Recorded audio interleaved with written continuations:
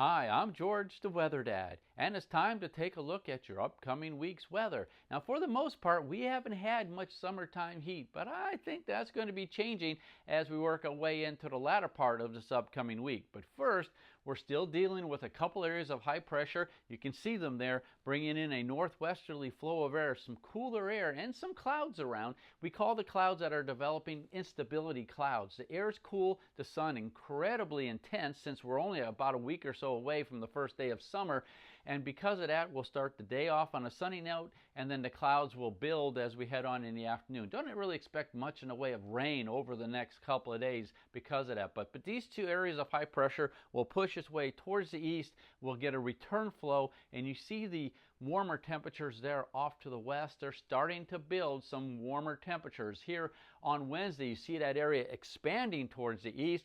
Wednesday will be about normal, maybe even a little bit above normal right here in the Ohio Valley, but certainly very warm. Temperatures well into the 90s, possibly even some triple digits there in Texas. But there's also some note down around Florida about the peninsula of Florida. Wait until you see the precipitation map of what's going on down into the state of Florida. If you have vacation plans later on this week, you may want to hold off on that. It looks like it's going to be fairly on the wet side.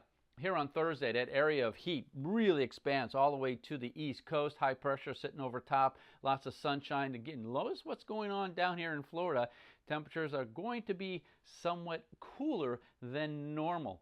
Here on Friday, we see a little bit of a break in the heat. There's going to be a frontal system, a little bit of energy swinging its way down. Could kick off a few light showers, but for most of us here in the southern half of the U.S., with the exception of Florida, will be well above normal. Temperatures certainly in the 90s and possibly even the triple digits in some places off to the west. Now this is on Sunday.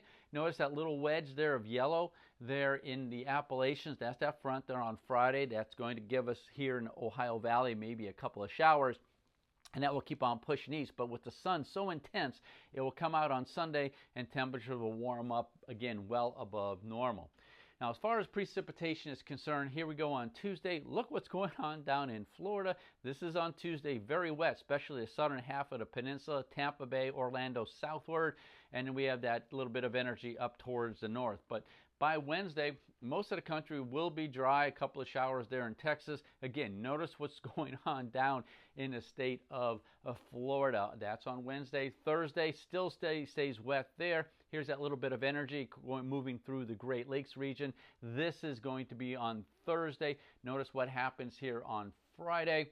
Again, a couple of showers will be developing. I think this model's overdoing it just a little bit. Still wet for Florida, but most of the country, especially the Mississippi Valley westward, will be fairly dry. So this could give us a couple of showers here in the Ohio Valley, but don't expect much this week. And because of that, you may want to start thinking about watering your gardens and your flowers outside. Here on Sunday, drying out again. Here comes another little bit of energy across the Great Lakes region. But I want to draw your attention down into the Gulf of Mexico. We are in hurricane season. Water is very warm. Some conditions are favorable, but it looks like this system is going to move pretty much to the north. Could be a lot of rain along the Gulf Coast. I mention that because this is on Sunday, and that could move up into the Ohio Valley and give us quite a bit of rainfall for next week. And with it being so dry, we can certainly use it at that time. The 6 to 10 day outlook by the National Weather Service takes us on into next week. Now, this is their projection, well above normal across the eastern half of the country, somewhat chilly across the western half of the country, but this may change again. Remember that bit of energy down in the Gulf of Mexico. If it starts moving up, we're going to see temperatures a little cooler because of the cloud cover as well as precipitation.